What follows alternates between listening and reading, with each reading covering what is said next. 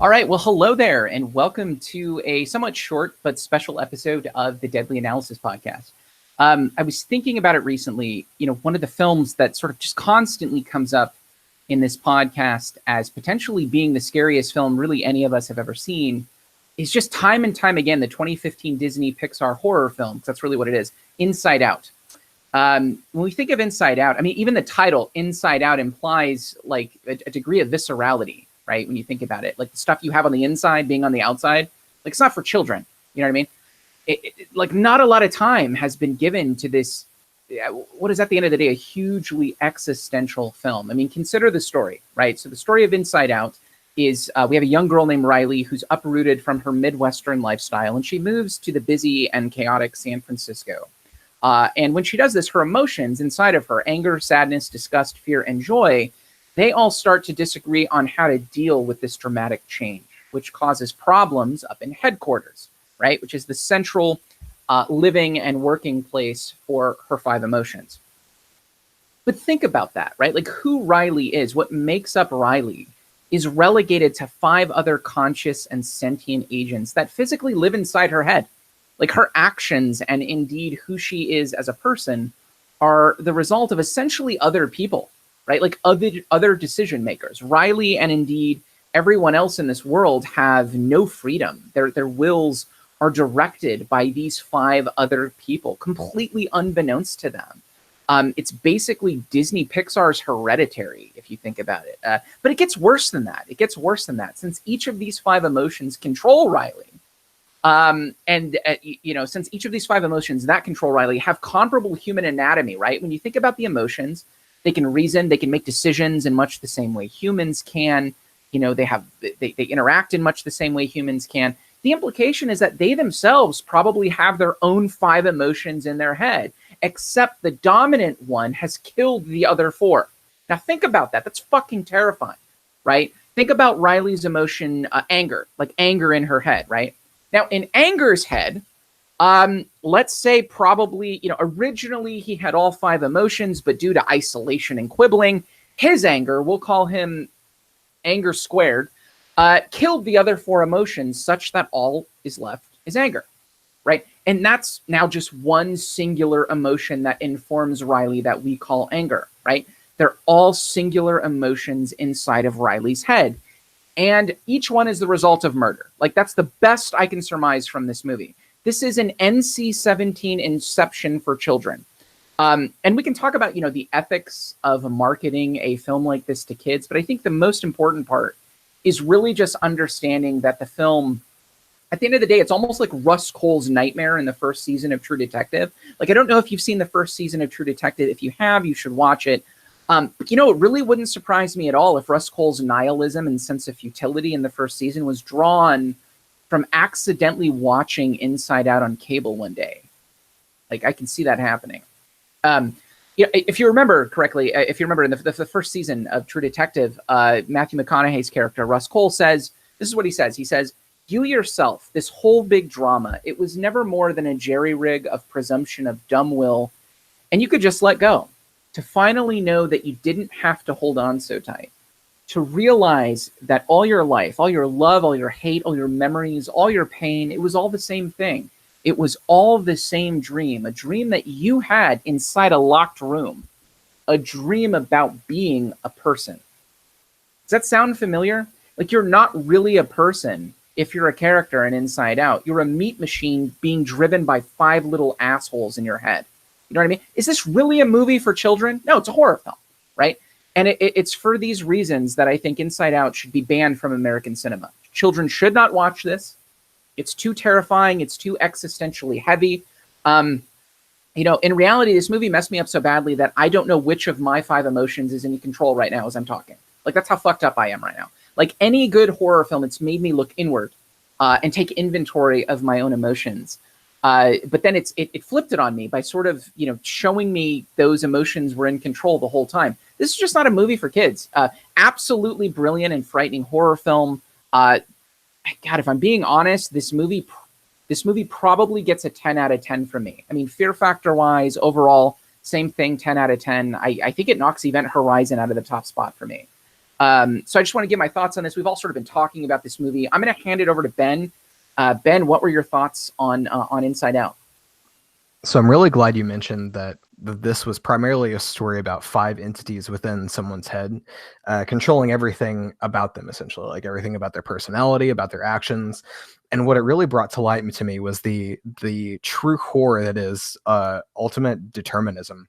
And so kind of what that reminds me a little bit, and I would like to kind of go back to the history of psychology here a bit, to the 1930s, where we see B.F. Skinner, who devised essentially this mechanism for what we call operant conditioning. And essentially what that is that he would place animals, oftentimes rats, into this box, essentially, where they would be rewarded for performing specific kinds of tasks with a little jolt of reinforcing neurochemicals, essentially, something that we can consider analogous to joy here, by giving them food, which is a very basic need that they had. He would feed them for doing the things that he wanted them to do. But in the 50s, we see the continuation of this research where, for instance, Olds and Milner modified the setup where they would directly stimulate the brains of these animals to release neurochemicals by simply pressing a button. And so it really, what was found here is that like this kind of neurochemical model would lead to rats, for instance, pressing this bar that would give them this jolt of joy up to 7,000 times per hour, leading them to completely ignore water, completely ignore food. It would override their desire to reproduce. And essentially control everything about their lives, and they would press on this bar until they literally died.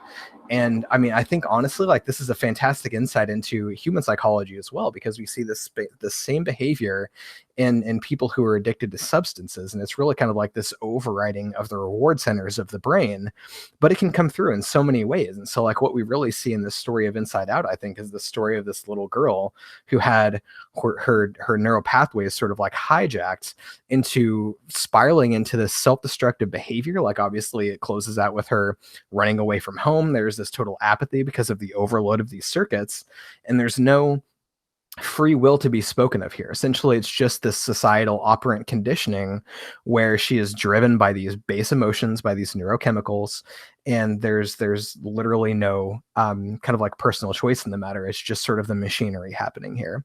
And to say that this is a children's film is totally inappropriate, I think. Like, I know Disney and Pixar sometimes push the limits a little bit, probably so that adults can enjoy the films along with their children, but this gets a little bit too dark. I think it really goes a little bit too far, because what it reveals to us essentially is that that these kids, as well as the adults, have no choice in the matter of what they're doing in their lives. It literally is just neurochemicals driving a machine in utterly meaningless actions and thoughts and behaviors. Cher, I'm not sure if you had any thoughts about that, but yeah, I mean, at the end of the day, I think really, I mean, this is such a callback, and it has such realism to it. I mean, up to this point, I think my top film has been Seventh Seal, because of the way that it makes me kind of like reflect on death. But this, I think, adds an entirely other layer, because it tells me the same kinds of insights about life. What is life really? What is existence when there is no freedom of will, when there is no real personal experience? It's all just about the machinery. So yes, it's quite dark. I think it really does speak to the human existence and the human condition in a profound way, and it's got to be a 10 out of 10 for me as well. I'm kind of a liberal parent, so in a lot of ways I do watch some maybe questionable things with my daughter that other people wouldn't watch with their children, but I did watch this with my daughter. But I do suggest that parents watch it with their kids and discuss the issues, because they are very dark and deep. And, kids shouldn't be going into this all on their own. This isn't something you should just put on your iPad and walk away and let them just be exposed to. I think it's something you need to discuss the topics that are at hand, because these are very dark topics.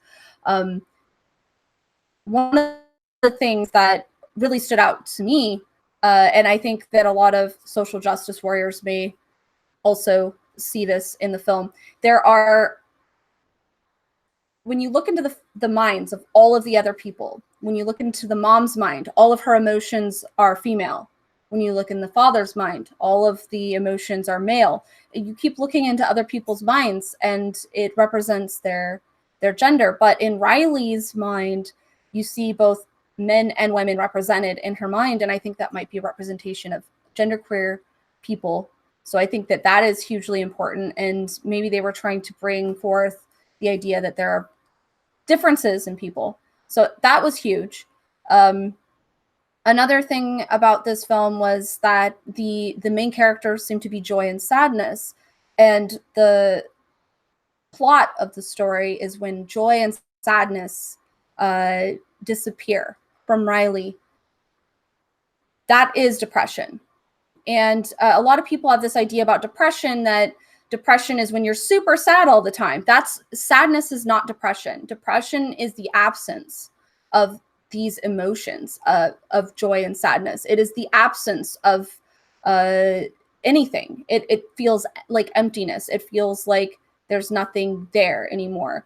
And I thought that this film perfectly explained what that was, but also showed how so many adults, it seems to go over their head what's going on with the children in their life who are going through depression. They're just like, what's wrong with you?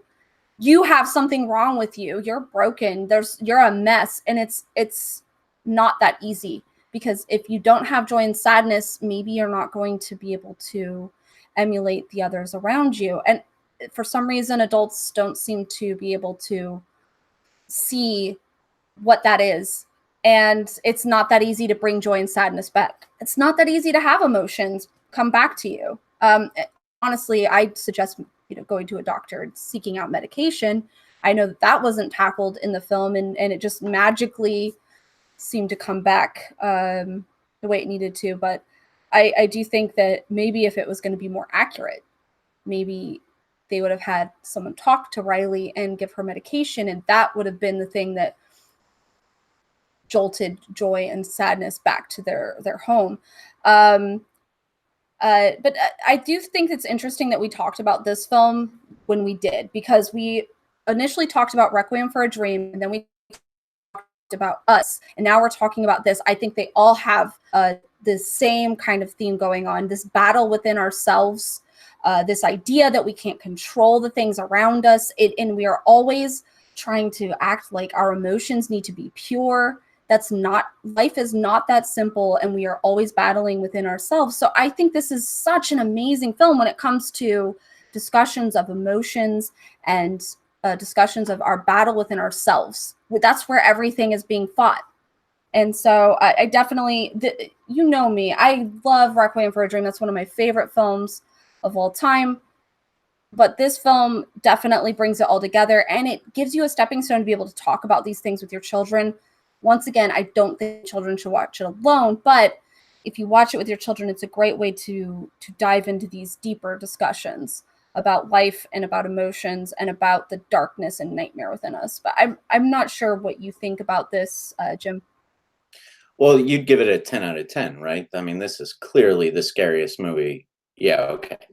All right. Yeah, I mean, I think it's absolutely insane that children are watching this film. This is by far one of the scariest films of all time. It's a 10 out of 10 for me, of course. But this is, I mean, let's focus for a moment on the character of Bing Bong, the imaginary friend that Riley has had in her life. And then at one point in this film, it's like he disappears into the land of the forgotten, like he's completely gone. And to have children confront not only a death that sad and that permanent, because there's no indication that he will ever come back. There's no indication that he'll ever have a redemptive arc. There's no indication that he will ever return. He is just gone for good. And while we try to teach children about something like a doggy heaven when their pets die, or when they're, a cat heaven when their pets die, there is no such thing for Bing Bong. Bing Bong is gone for good. And the idea that children are being confronted with that at such an early age it's reprehensible on behalf of Disney Pixar. And actually I'm surprised that you would let anybody, your daughter or anybody, below the age of like 18 deal with something like this. And I think you're right, Ben, when you were talking about Seventh Seal in this film, and how this film and Seventh Seal are dealing really intensely with the idea of death, and confronting just the fact that you will be gone for good and forgotten, and nobody will care, and you won't even feel that absence, and the people around you won't even feel that absence.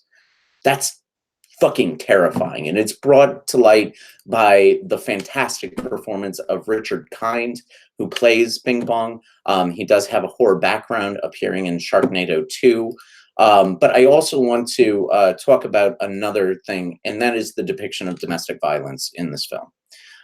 If we notice, it's hinted at, and you probably won't be able to catch it on the first viewing. I was able to sort of soldier up and watch this film a couple times. If we look, Riley's chief emotion at the beginning of the film is joy. Obviously, at the end, it sort of turns to sadness. So she's sort of learning that the way to negotiate the planet is by, is reconciling with her own sadness and depression.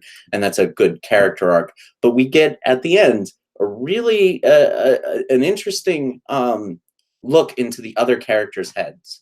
And the chief emotion for mom is sadness. And what is the chief emotion for the father? Anger. It's clearly hinting at a domestic violence situation, which I don't think, it's not giving adequate, play to that within the thing, because it's too terrifying. And the idea that children would be exposed to this at such a young age, I'm shocked. I mean, I watched a lot of scary movies when I was a kid, but I don't think I was even ready for this at the age of 35 when I saw it. So definite 10 out of 10. Scariest film that we've reviewed on the podcast, Inside Out. I don't know if I really would recommend it, because it's just too scary. It's worse than a Serbian film in some ways. So yeah, that's sort of my closing thoughts about this, and I'm kind of it was hard to watch it again, that's for sure. Yeah, I'm right there with you. It was way worse than a Serbian film. It's powerful stuff, guys. Not a lot of people give credence to this movie. Yeah, so anyway, thanks for watching, everybody. Tune in next week. We're going to be doing an analysis of Bambi. I can't really talk about it right now because I get too emotional when I talk about the death of Bambi's mother. If I'm being honest, all from watching our Hereditary hangout, that this is a huge issue for me. But I got to say, maybe, I can't speak for everyone else on this podcast, but Bambi might actually top The Haunting of Hill House as the most horrific familial horror film of all time. But we'll get into that at a different time. I don't even want to talk about Thumper. Can't even talk about Thumper. Like, he ties into Get Out. He ties into Us in a way that's really dark. So we're going to skip that for a different time. Anyway, thanks for watching on this 1st of April, and take care.